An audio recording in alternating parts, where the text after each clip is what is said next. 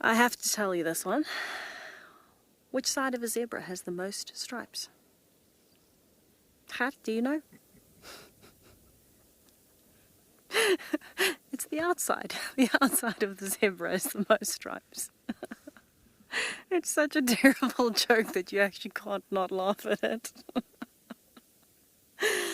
Oh no. We've reached this level so early on today. I'm glad Nadine in my ear enjoys it.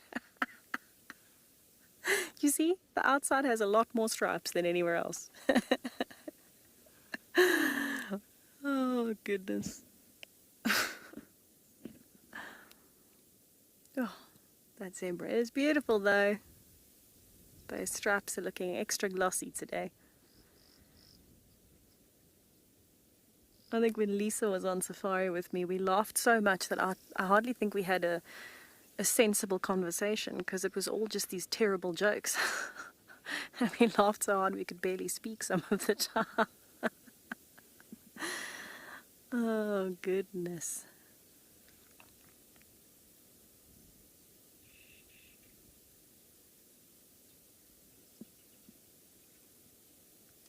Oh. That is very true, Nadine. She always made everybody laugh. No matter what. She was constant fun. We connected on a very deep level with our souls laughing together, I think. Oh, hello, Impala. Beautiful big ram. Look how glossy his coat is. I feel like there's some supplement in the food here in Madikwe that makes the animals here a lot more glossy and fluffy. There's definitely different minerals here that they are getting. It's probably a mixture of the soil and the plants. But it is very noticeable how much bigger and glossier they are. Different habitats.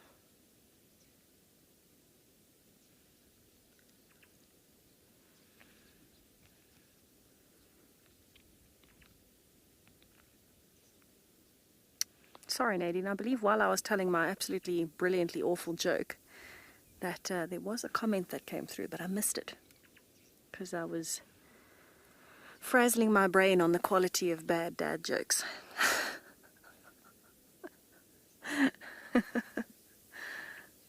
One of my favorites, dad jokes. I'm convinced there's a predator here somewhere. Now everybody's looking relaxed, but when we first got here, the zebras were panicking. There was a whole herd of waterbuck that ran over the road and disappeared, kept looking backwards. I think maybe we should do a loop here. This is the furthest north I've ever been on Madikwe, by the way. We're almost right at the northern border. So we're almost in Botswana. So I haven't explored this area. I think I'd like to, but we're going to try and move a little bit forward. See if we can get another view of these zebras. I mean, there is a zebra bum. See if we can get a zebra face. Or a warthog face. Oh, there's a cute view of a little zebra.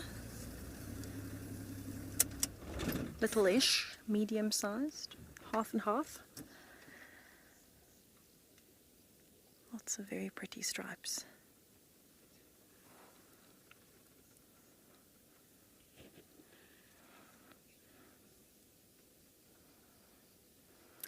Laura Moore, that's definitely true. Loving hearts are made happy when they can bring joy. 100%. That is Lisa in a nutshell. She was happy if she could make people around her happy.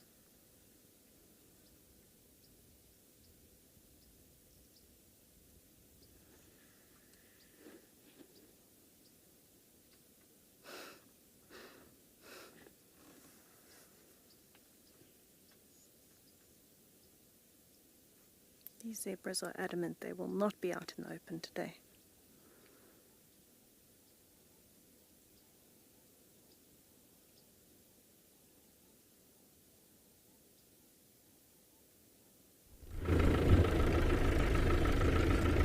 I'm also looking for some elephants, and it's a bit of a funny thing because it's usually elephants everywhere on Pridelands, whereas now it's like seems to be difficult to find them. It's like the odd bull here and there, but the big herds are definitely not around. I'm sure that will change. It's just a temporary thing, and it does happen on occasion. So I'm just driving around portions of the reserve, checking for tracks. So I specifically want to find a nice herd of elephants. It's like kind of like my goal for the afternoon. I think we'll double up back northwards. What do you think, Morris? Go around that way. Okay. Morris, I see an elephant. There's an elephant over there.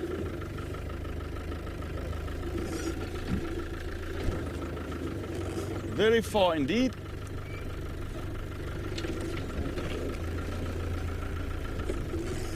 Yo.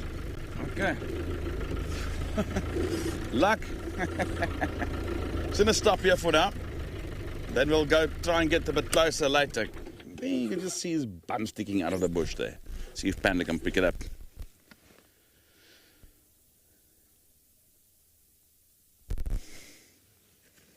Trusty old binoculars are coming out.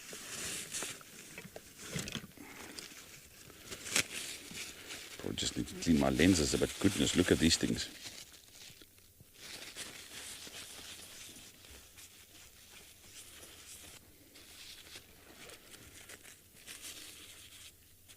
That is definitely an elephant.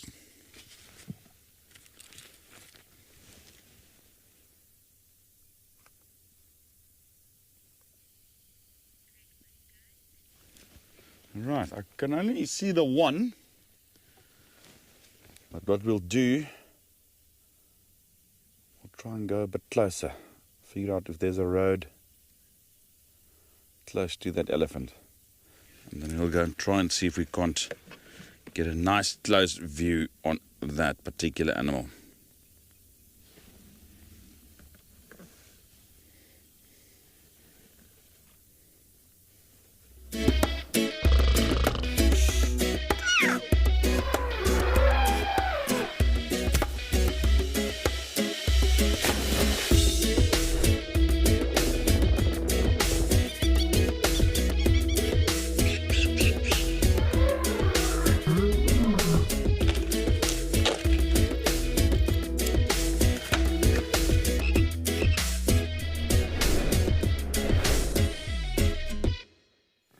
Good afternoon, everybody, and what a fabulous way to start our school drive this afternoon. We have got a pride of lions that we know as the Talamati breakaways in the road in front of us. They've been walking down the road. They've just had a little lie down in the shade, and the two females here heard something off into the bushes, and they are just investigating what was making some funny noises, but nobody seems too interested to follow up directly. But we're certainly going to keep an eye on them. So what a fantastic way to start the afternoon. And to the schools who are joining us, Sickler Elementary, Homeschool, Mark Twain Elementary and Risen Elementary, all in the US of A. What a fantastic way to start, and thank you so much for joining us. My name is Ben, and I will be joined by my good friends out this afternoon, Cedric and Chris and Tess and Andrew. And we are also out with our very, very important camera operators. You will see Owen's thumb, I'm sure, in a minute, if he's willing to show it. There it is, there's Owen's thumb. So please do send us through any questions you might have about anything that we're going to show you this afternoon, or any questions you have about animals in the environment, and we'll hopefully give you some great information for you and some wonderful pictures. But how about this to start off the afternoon? A beautiful, beautiful lioness. So in this particular pride, because we call a group of lions a pride, we've got 2 lionesses here and 5 younger ones. Sorry, Nadine. Sorry, could you just repeat that question? I didn't hear you properly through my earpiece.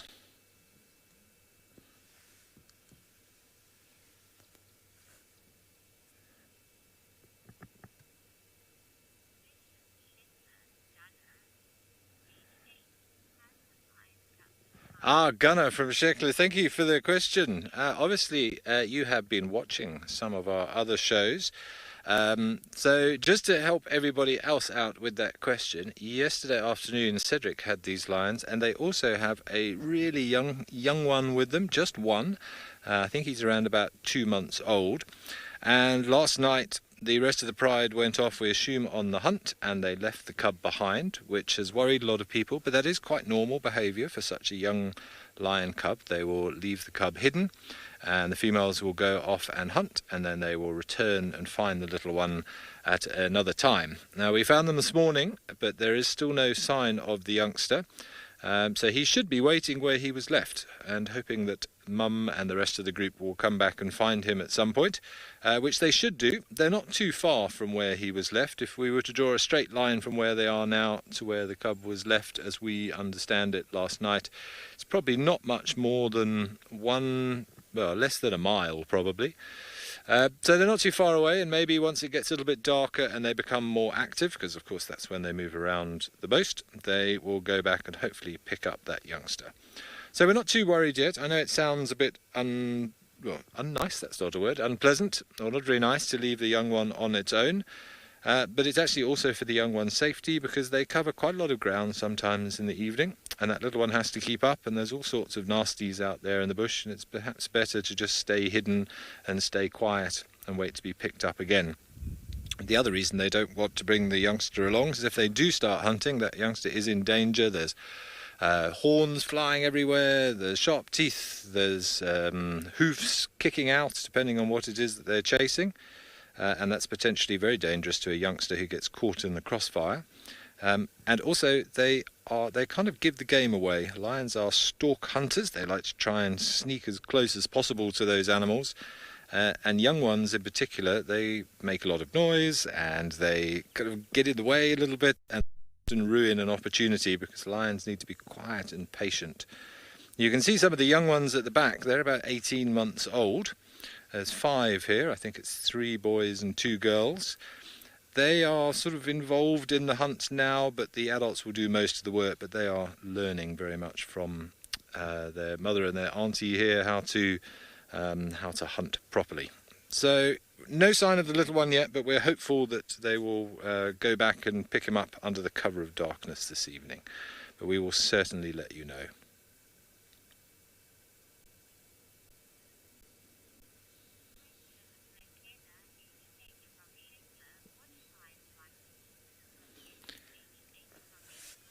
McKenna, thank you very much for the question.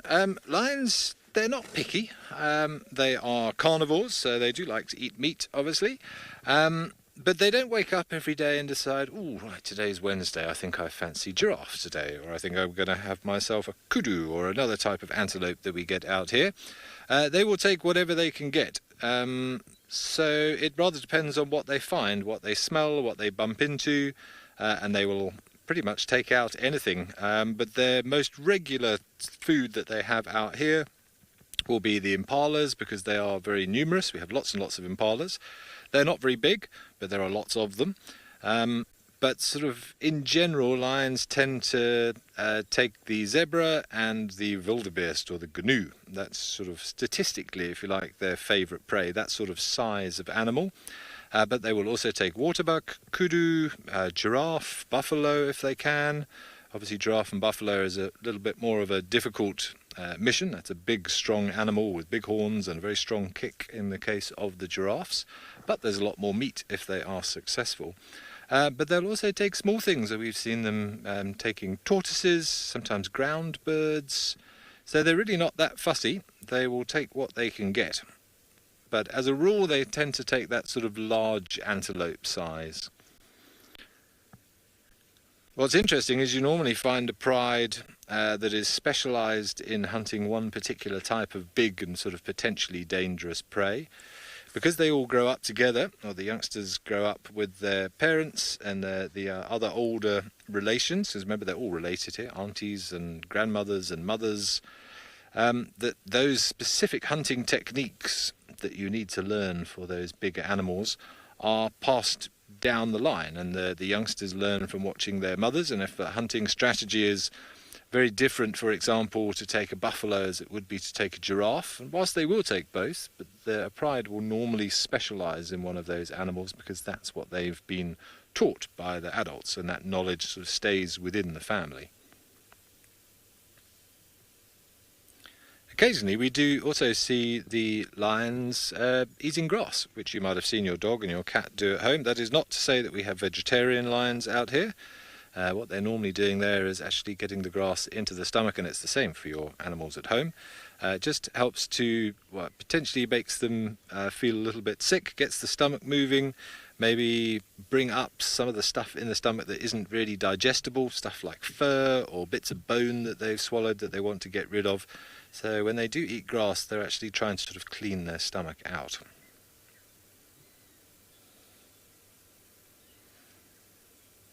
But a beautiful girl, this one.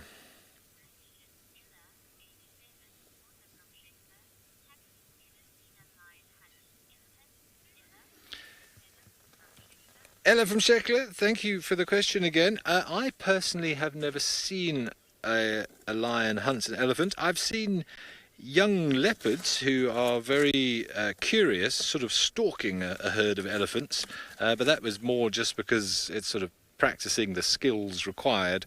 I personally have never seen lions with an elephant. I have seen lions feeding on hippos and rhinos. I know of some lions that killed a young rhino many years ago.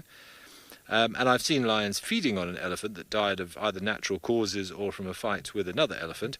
But there are cases where lions do hunt elephants. There's a very famous pride of lions in Botswana in an area called the Savuti Channel, and they specialise in hunting elephants. But that is a serious, serious thing to take on. Hugely strong, and it's a very big pride, and it can take hours to bring down that elephant, and obviously it's fraught with danger with tusks and the amount of weight that an elephant has. They would normally go for the youngsters though, they don't normally go for the old ones.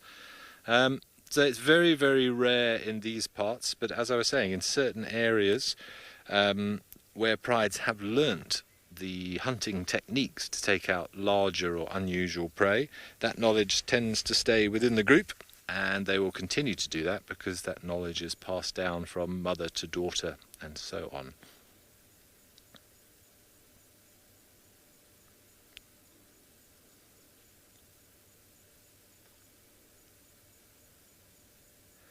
But it doesn't look as if these lions fed last night. You can normally tell if a lion has had food because its tummy swells up. They eat an awful lot of food very, very quickly because it's very rich in protein.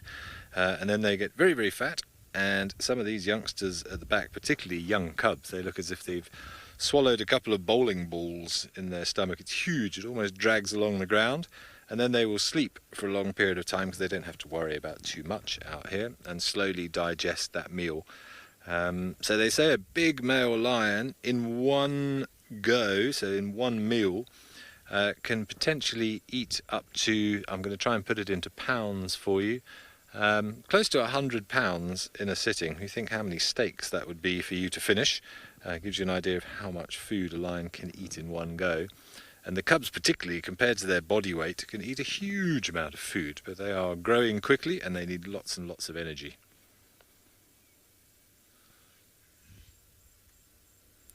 But a little bit sleepy, but don't forget this is still sleepy time for lions. They will spend most of the evening being active, and normally they sleep during the heat of the day, but it is quite a cool day here in South Africa today, which has been a nice change. We've had some very, very hot days recently, and I think that's why we found the lions moving, and I'm sure they're going to get moving again probably in the next half an hour or so. They're, in fact, possibly even now. Look at the muscles. Lovely stretch. Now what we'll probably see is these two females, as this one walks past, will probably give the other one a little nuzzle on the head, just a little greeting to say hi. No, she's not going to do it. Typical.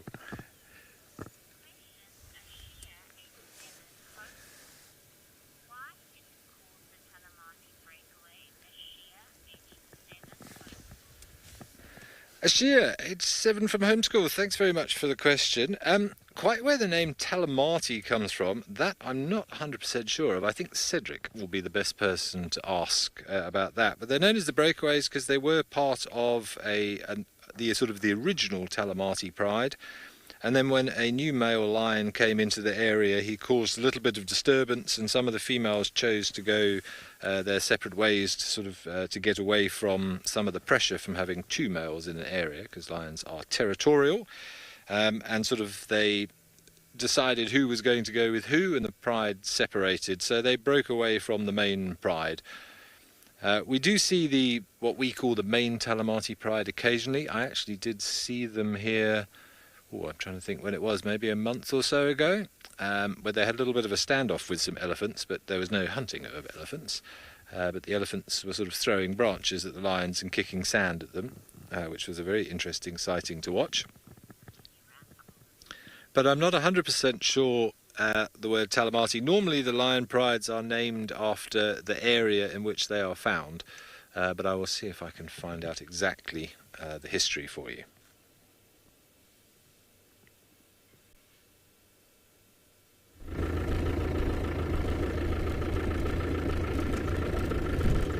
Still no elephants. Still no elephants. We're still looking. Other than the one we spotted earlier, but we couldn't get close to it. It was very far into the bush. I'm going to have to find another one. Who would have thought it would be this difficult to find elephants of all things? Unbelievable.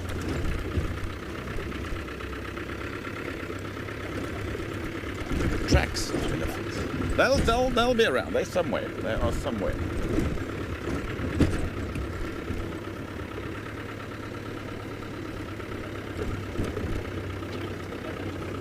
Coltland, age 8 from Shetland,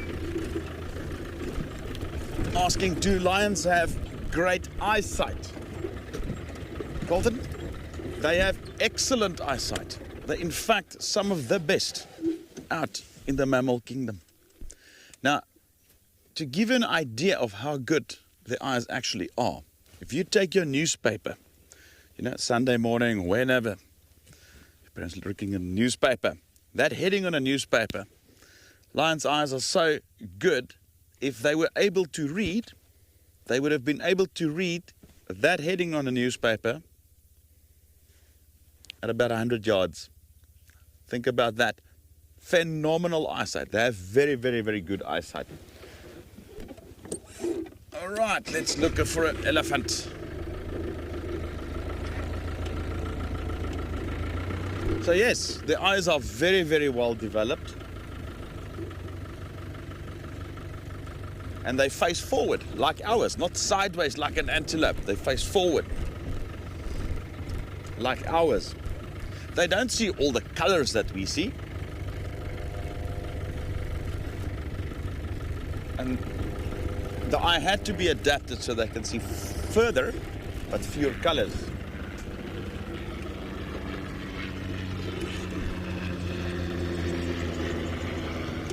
Take it rather easy. The road is very bad here. Oops, daisy.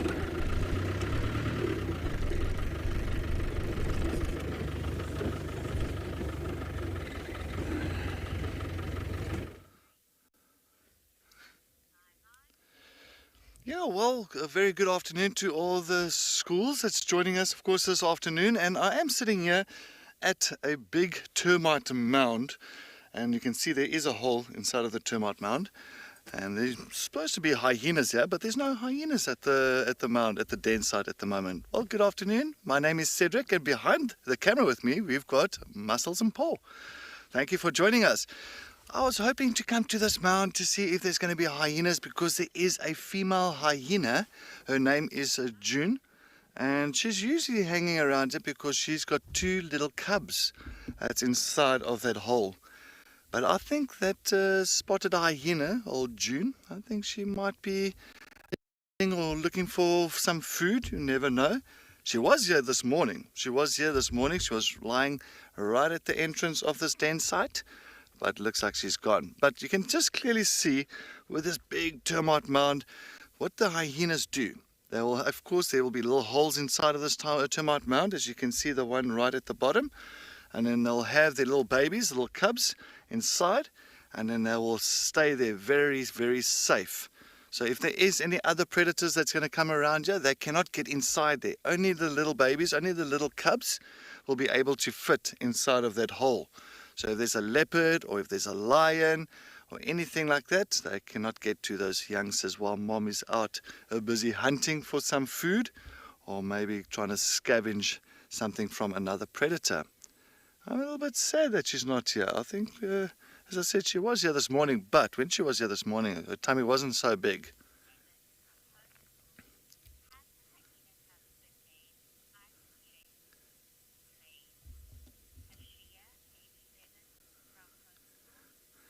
Ashia, age 7 from homeschool. Have the cubs been named? No, they haven't, but did you give a name there? I heard something like Lays. So I couldn't copy that, but Ashia, no, they're too small at the moment. We're not going to give them names at this point of time, I think, because a big reason. Blaze. Oh, Blaze. Blaze, okay. Yes, I think so, Paul. All right, so we're just trying to get exactly the name there. But Ashia, no, they're very small, so we'll wait till maybe closer to the age of about a year old, and we start maybe giving them a name, because the reason for that is if you give these little ones a name at this point of time, you know, they only have several weeks old, and if you give them a name now, you know, the chances of survival as well is not the greatest. Like, you know, it's around about maybe a 30-40, actually about a 40% chance of getting to the age of 2 years old. So, you know, you don't want to give them a name so early on. But from about a year old, we will then take a look at that. Thanks, Shia. Yes, always nice to know it. And as I said, the mom's name is June. So, and she is a beautiful female hyena, spotted hyena. And the funny thing about her, she's got a floppy ear. So it's always easy to distinguish June from the rest of the hyenas because she's got a floppy left ear. But I'm so sad she's not here. But it's fine. We will try and maybe head down towards a little water hole called the Treehouse Dam. It's not far from here. And we might head down there that side to see if we are lucky. But I'm hoping that the other hyenas will start denning here as well. But you must remember that hyenas, it is a matriarchal system. So you'll find that one of the hyenas will be very much ranked very high, like the queen. And then you'll find the second ranked and the third rank. And if the very high ranked female, the queen, if she has a daughter, she'll be like the princess, of course.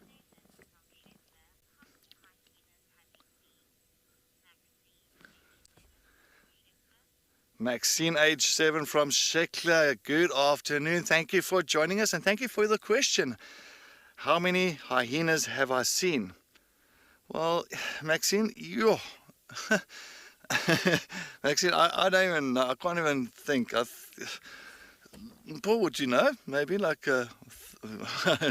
no, Paul, no. Maxine, I've seen quite a few.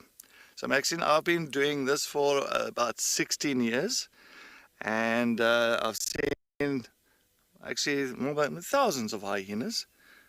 So yes, I've seen lots and lots of hyenas, and they are very special. People always see them as a bad thing, but it's not. They are fantastic predators, and when it comes to the social structure of hyenas, in other words, when they, you know, like the family unit, it is very strong, and it's very, very strict in the rankings of the hyenas. Just the females will be around you. Unfortunately, the males won't hang around you too much, but it's just the females are very high ranked. All right, well, we are going to try and go down to Treehouse Dam. Maybe June might be around that side. Let's head over to Pridelands with Chris, as he's got Lisa's favorite animal.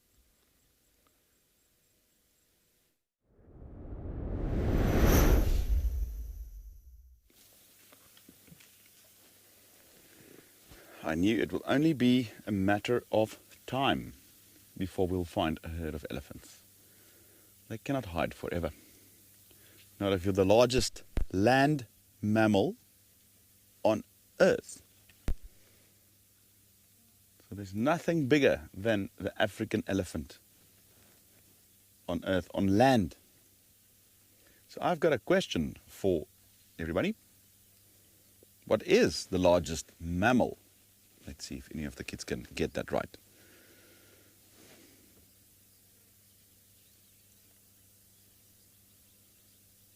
And there's a hint, it's not found on land, because that will make it elephants.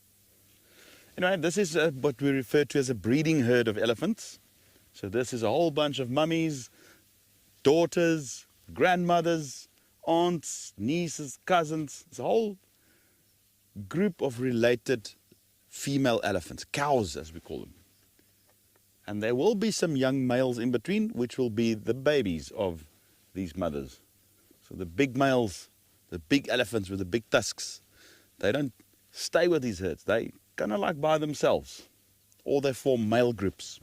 That's what they do as well. They are slowly mobile to, or walking towards a dam, which is probably about half a kilometer ahead. So maybe we're lucky and we see some of them swimming, or at least, hopefully, they'll be drinking some water.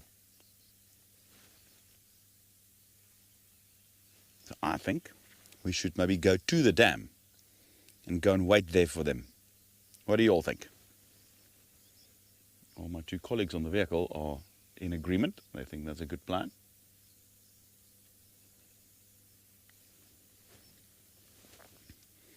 So I'm delighted that we could find some elephants.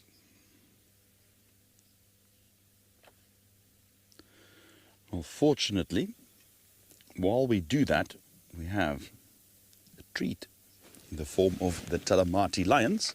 So let's go over to Ben to see what those lions are up to at the moment.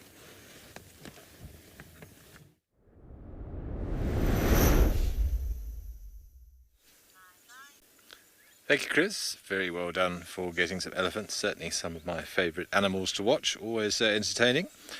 Well, we are still with a rather sleepy Talamati breakaway lioness, and I think it was Aisha who asked about where the name came from. I did do a quick bit of checking, and as I thought, it is named after the area that they were sort of first seen in, which is an area in the Kruger National Park, which is the government-owned national park that these animals can move through to. There are no fences in between where we are and that area, but there is an area called the Talamati Bush Camp where people can actually go and stay there, and these lions were seen in that area and they were given that name. And that's often the way that prides and individuals are named out here, named after where areas in which they were first seen. It's how we keep track of them, because we obviously, it's very interesting to watch how all of the different groups of lions interact with each other and whose territories extend to where, and it allows us to talk to all the other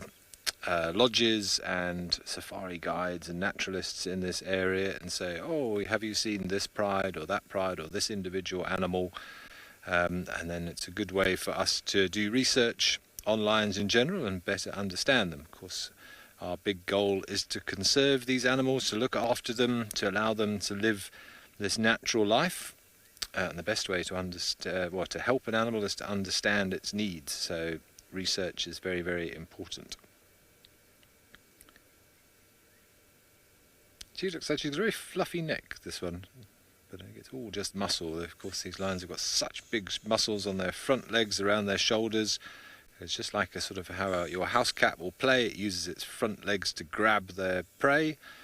Same for these lions as well. Very, very strong on the front half of their body for grasping hold of prey. Of course, they've got those huge claws, which are hidden at the moment inside those paws, and then when they want to, they can push out those claws well over an inch in length, razor sharp claws. And sometimes we see them, not so much sharpening them, but you see them sort of clawing at trees, just like your cat might do at home on your furniture. It's just taking off those sort of the old covering, a bit like cutting your fingernails, I suppose, or filing your fingernails down and just exposing the new sharp keratin that is underneath in case they need to be used.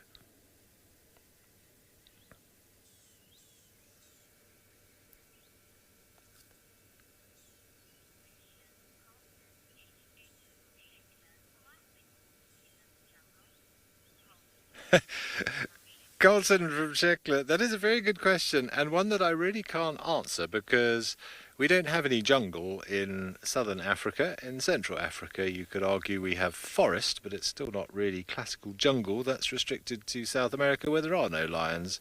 So I don't honestly know who came up with the phrase the king of the jungle, but I think it stems from the fact that this is the largest of the predators that we have out here. Of course, it's not the largest of all the cat predators. That honour goes to the tiger, which is found in Asia. And to be honest, whilst they are known as the king of the jungle, the true king out here is the elephant, like Chris has shown you. And if you put any lion in front of a herd of elephants, the lion will move out of the elephant's way. So in my opinion, the elephant is the true king of the savannah, we should say. We call this area we're in savannah as opposed to jungle. So I don't know, actually it's a very good question. I don't know where the phrase king of the jungle actually originated from, but it's certainly one that we still use today very, very regularly. But yes, nothing gets in the way of an elephant, that's for sure. When you weigh 6 tons, so in pounds you're talking about 6 tons times 2.212, close to 15,000 pounds, that can move at about 30 miles an hour, then you move out of the elephant's way.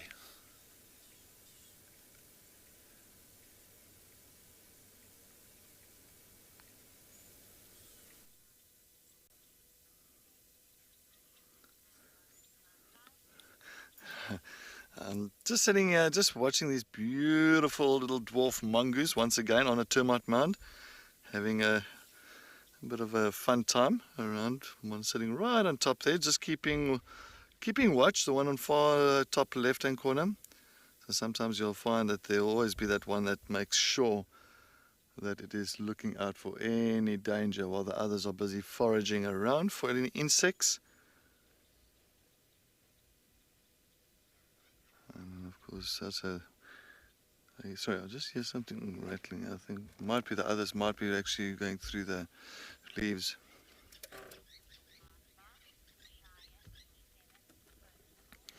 Ashaya, H7 homeschool. Ashaya, have I ever seen an aardvark?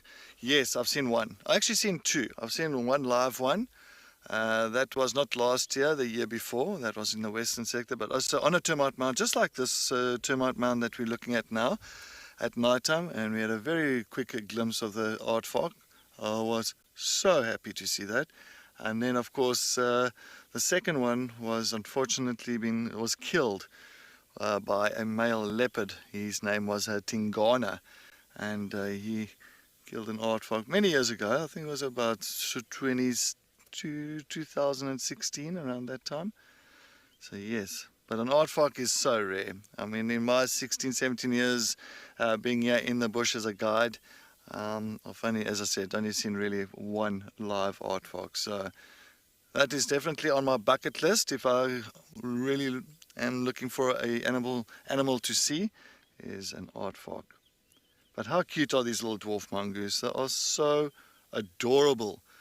Nice little family. And these are the smallest carnivores in southern Africa. So they pretty much eat insects, so they are insectivorous. We'll call it insectivorous. So they just eat insects. But there has been reports of them also eating something like a little scrub hare. It's like a little scrub hare, it's like a little rabbit.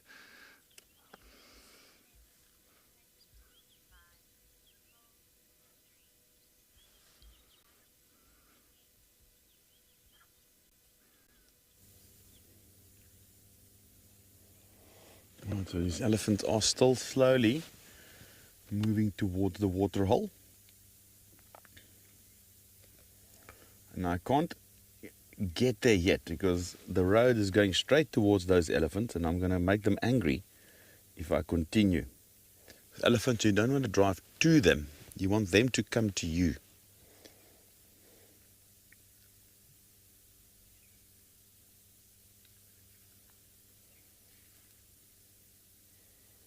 It'd be nice to see if there are some of them actually drinking.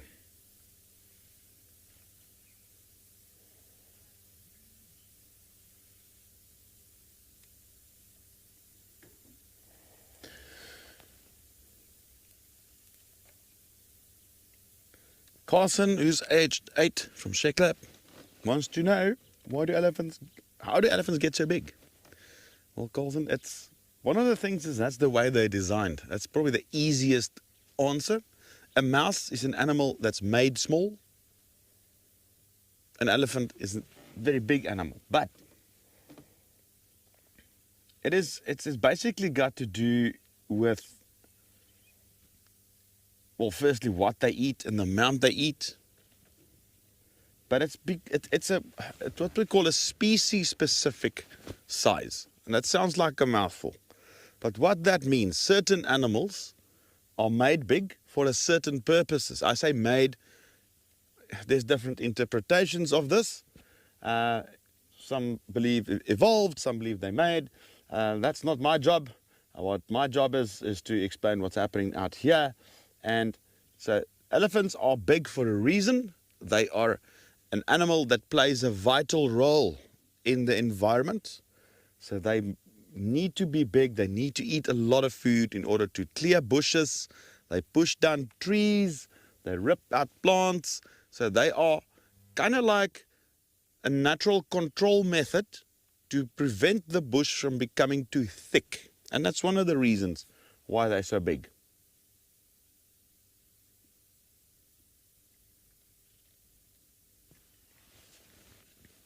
It's their job to be big, put it that way.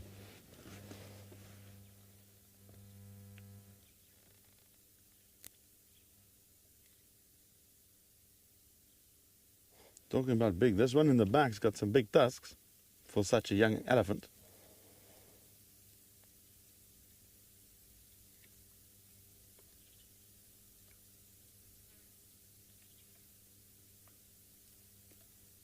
Look at the babies there.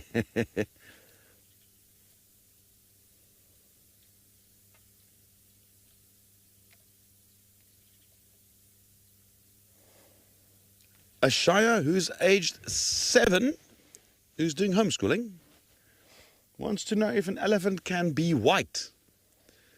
Ashaya, yes, indeed. While it's something that you won't normally see with the elephants in Africa, the elephants in Asia do show sometimes, and what the term for that is leucism, sometimes albinism, and albino elephants have been recorded. I have not seen one in my life, but I have seen pictures of more specifically elephants in Asia that does show this. But also if you go to Namibia, the country of Namibia, to the Etosha National Park, you will sometimes see elephants that are white. They appear to be white, but there's a catch. It's not the elephants, it's the mud that you get in that area. Once the mud dries, it's white, almost like ash. So the elephants often there, once they cover themselves with mud there, once the mud dries, they look almost pure white. But it's only the mud that dried on them.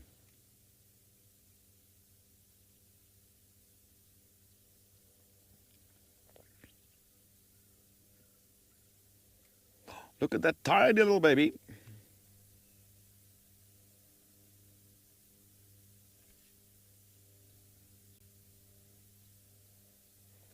I think that is so small.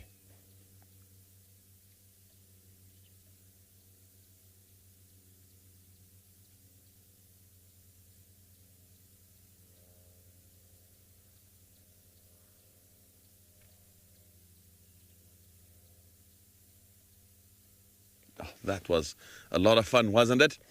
Anyway, let's head over to Tessa, who's at Madikwe Game Reserve. She wants to say good afternoon.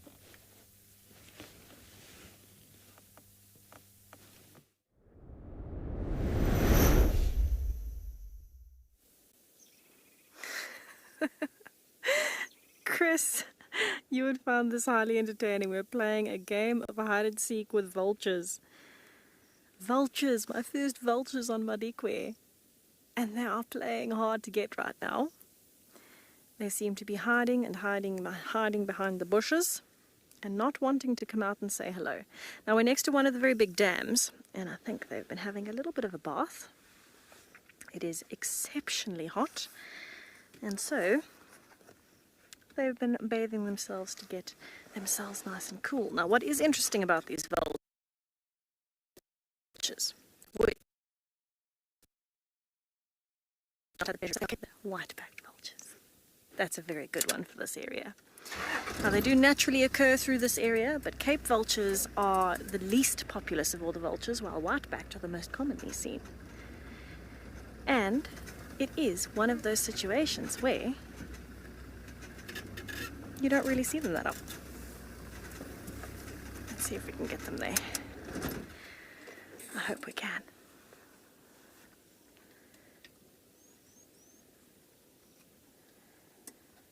Now you can see with the one in particular, it is incredibly pale. Have a look at that one, the one on the left.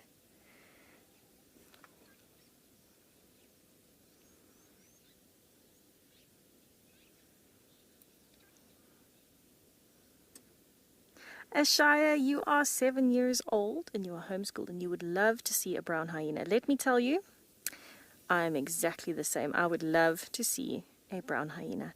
There is actually a spot here on Madikwe where you can see them. I'm sure there's a few spots, but there's one in particular where there is a mother brown hyena that's in a rock face with what we call a den, a place where she has her babies. Let me tell you, I would love to see her and her babies. Unfortunately, we haven't been lucky enough, but if we are lucky enough, Shaya, I'll let you know. I'll have to try and show you sometime. Now, there's always a chance we might see them anywhere here, and sometimes we even found them with vultures like these. And they are what we call the cleanup crew combined. Out here in the bush, vultures and hyenas and jackals, they are the cleanup crew. That one's busy sunning itself. It's opening its wings to try and dry all that water off.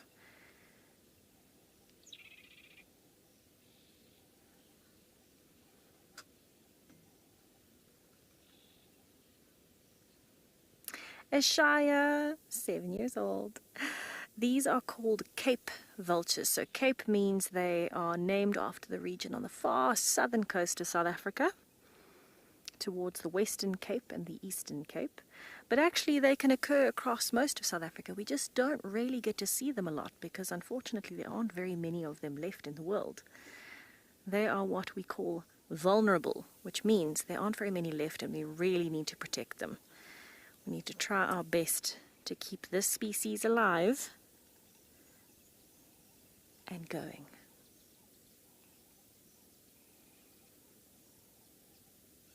Now, they're a little bit bigger than all of the other vultures that we might find. They are the biggest one that we would get here. Oh, look at those wings when they open them. Aren't they impressive?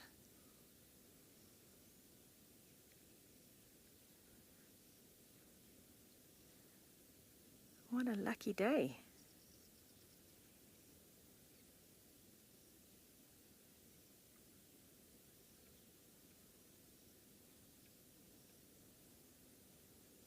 I wonder what they're going to do. So we were wondering if there might be white-backed vultures around too.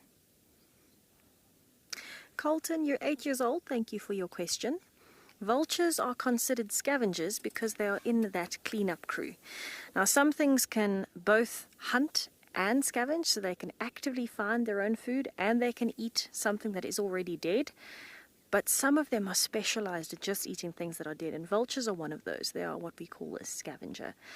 You'll probably find that they have adapted to that lifestyle, so they've changed over time to specifically suit that lifestyle of being a scavenger, because for them it's easier. For some reason, it is easier for them to find dead food and feed on that as opposed to hunting their own food like something like an eagle would, for example. So it is, for them, easier to just find a predator or fly over and find a carcass, something that's dead, and feed on that instead of having to actively try and find something to catch and kill and eat. But they are one of our most important members of the cleanup crew. They are one of our most important scavengers. They make sure that there isn't dead animals and carcasses all over that are not being cleaned up. I think there are some white-backed vultures intermixed in here somewhere. We've already seen 2 Cape vultures fly off. The reason we knew they were Cape vultures instead of white-backed vultures is because they didn't have the white back. So you can see the ones that have flown off are up in the trees like that. Very big, dead trees, soaking up the sun. You'll probably find it'll stay there for most of the day.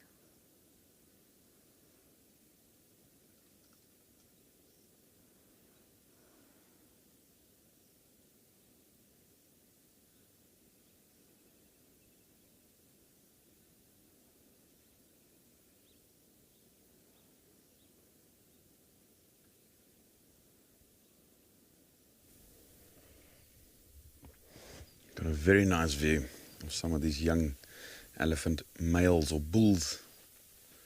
Look at these two just greeting each other, smelling each other.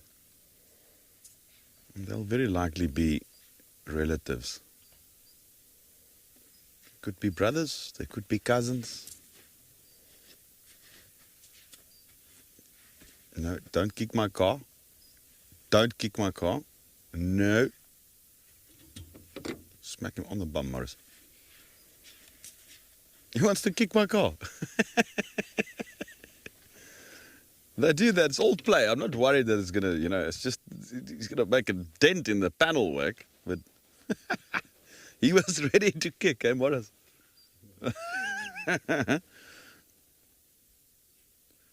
These young bulls, they're always full of play. A nice bigger bull with them as well.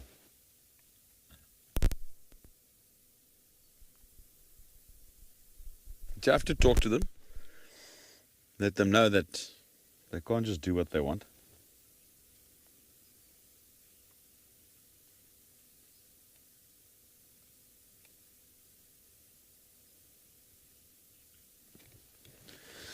Good day, Lincoln, who's age 8. Wants to know which animal has the best eyesight. Okay, we spoke about lions earlier. And I know vultures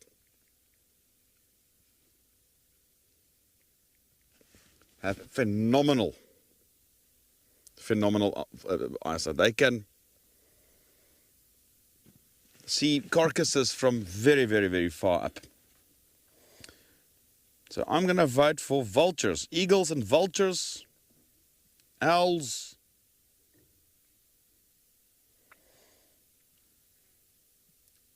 are all known to have some of the best eyesight in the world. I mean, if you think about it, our vultures who fly 20, 30,000 feet up in the air, that's very, very high. And they can spot carcasses from all the way up there. That's good eyesight. So my money will be on birds of prey, but more specifically, I would say vultures.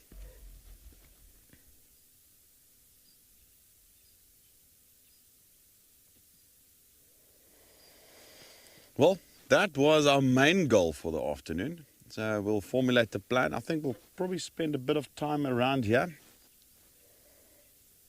We shall also need to keep an eye on the weather. There seems like a bit of a weather system in moving. I think we're okay for now. There's more elephants arriving from the other side. Or at least one young elephant. Take a look there. I think we're in a good spot here.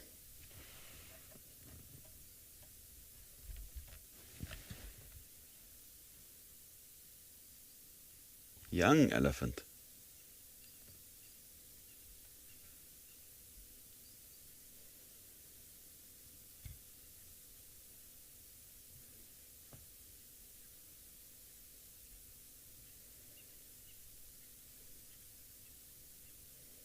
I wonder if he's part of this group or not. That's a bit too young to be by himself.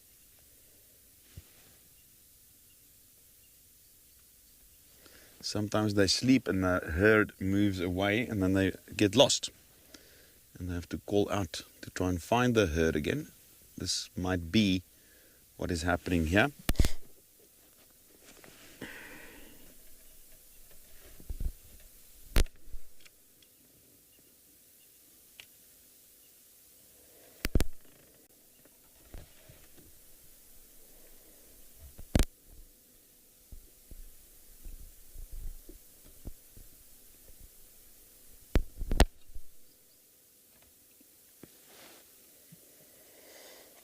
The elephants are also slowly moving away. In time we will reposition and try and see if we can't get one more view, maybe of the babies. Right, well, we're going to try and get closer, so in the meantime let's head over to Ben.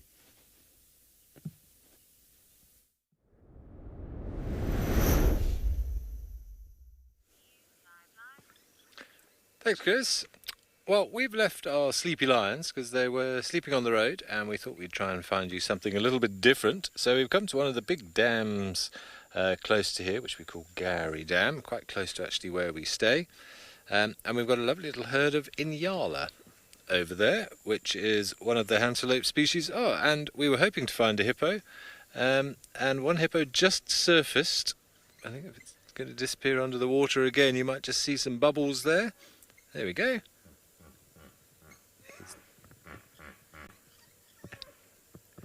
Hopefully you heard him saying good afternoon. I'm going to assume it's a him. We've got one male who... Oh, it is definitely him. You just might have seen a foot sticking out of the water there.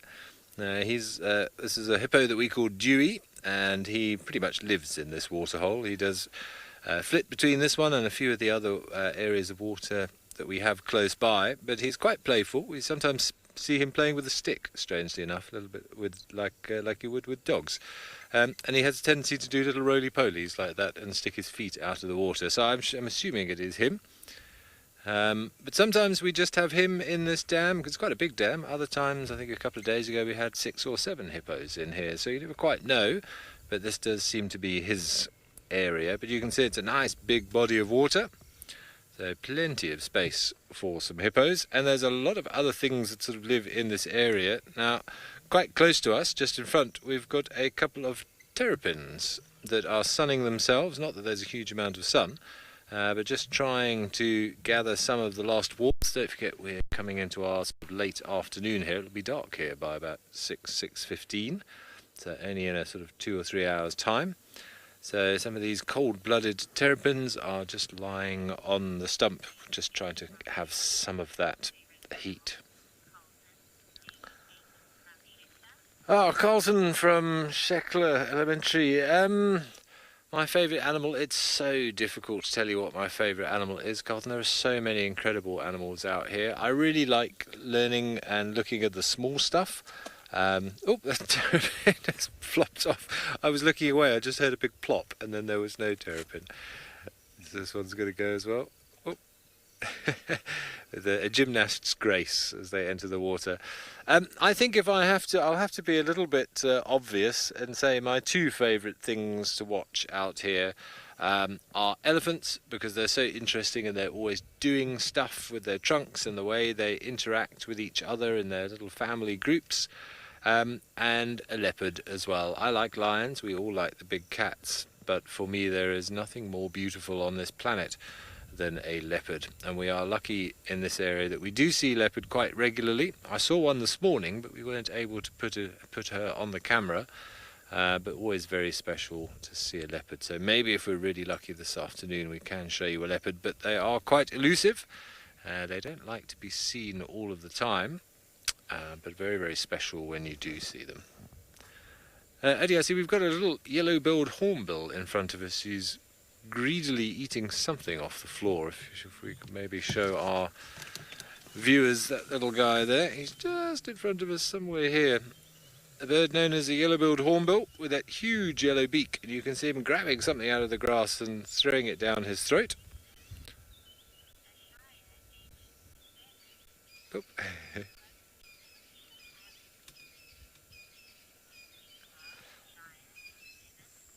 Ashaya from Homeschool, thanks very much for the question again.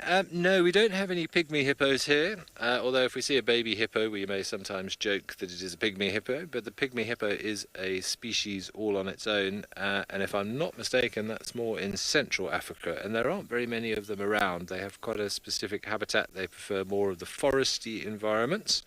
It's a little bit more open where we are, so no pygmy hippos in Southern Africa. Just lots of standard hippos. But some of you may recognize this, of course, from Lion King fame, one of the relatives of Zazu from the Lion King, but that beak is unmistakable. Looks like a big banana.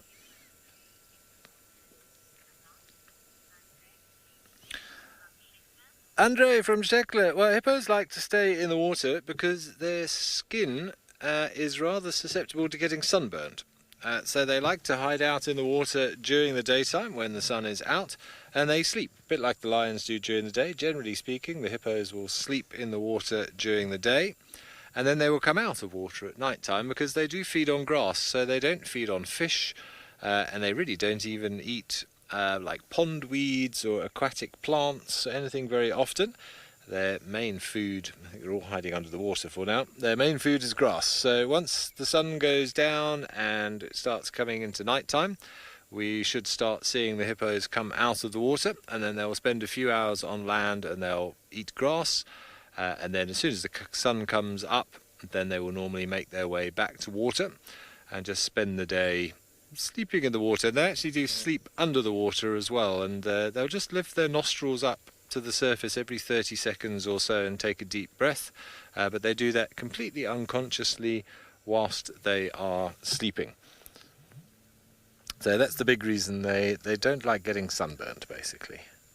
Sometimes if you do see a hippo lying outside during the day, which you do sometimes, particularly when it's not too hot, you'll see they have a sort of a pink colour. And that's actually a special substance that the skin creates that sort of goes pink when it makes contact with the air, and that acts like a sunblock. So it helps to protect them from the sun, and it also has medicinal properties as well. So if they've got cuts and scratches, it just stops any infection. So very clever stuff that the hippo's got. Okay, it sounds like whilst we showed you very briefly the head of a hippo, it sounds like Cedric is looking at some tracks of a hippo, I think. So let's send you over so you can see what their feet look like.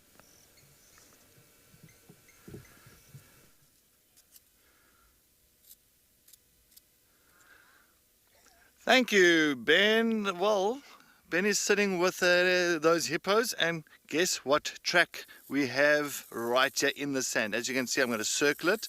It is a big track, so it all goes like this. So you can see, first of all, this is the back, the hind end of the foot here in the sand. And then we've got one big toe. Then we've got a second big toe coming around there. Then we've got a third one and a fourth one.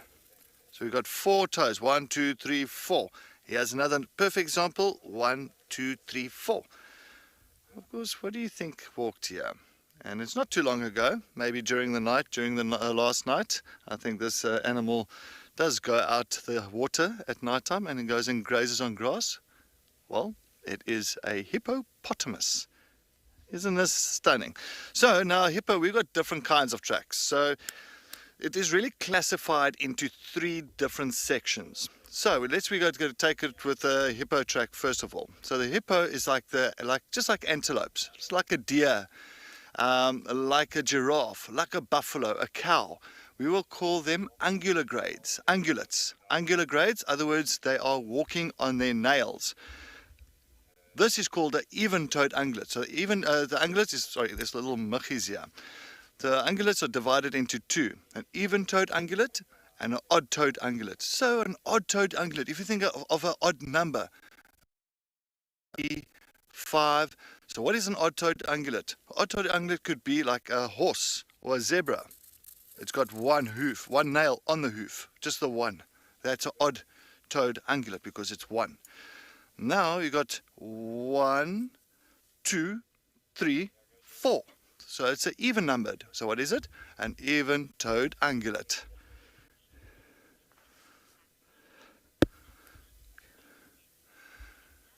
Maxine, age 7 from Shekla. Do hippos attack animals? Maxine, yes, hippos are quite dangerous.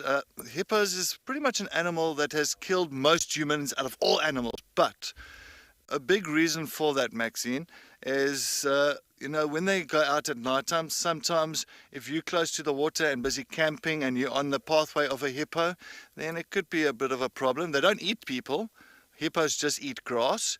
So sometimes they'll see, oh, but they want to go back to the water, and there's someone camping close to the water, and it could be a problem. So yes, a hippo is an animal that you've got to watch out for.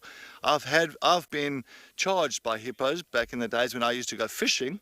Of course, all of a sudden, where I was fishing, there was hippos in the river, and the next moment I had a big hippo coming coming straight towards me.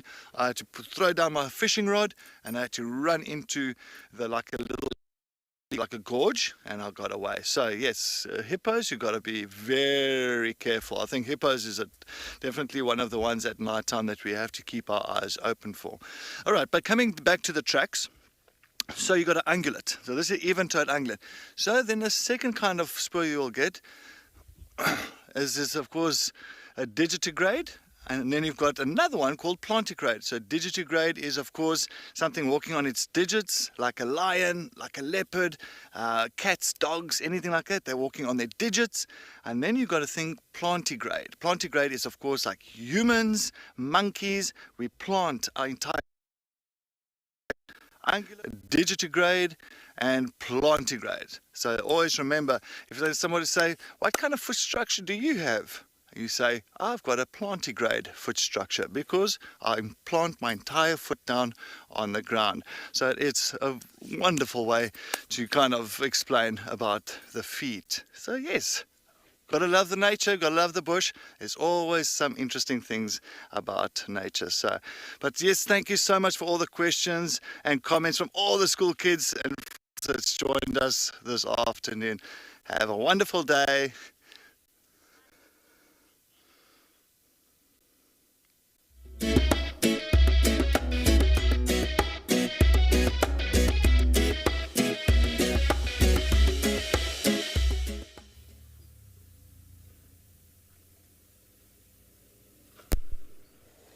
Well, good afternoon. Welcome to this edition of Safari Live. This is the Sunset Safari, the Sunset Drive.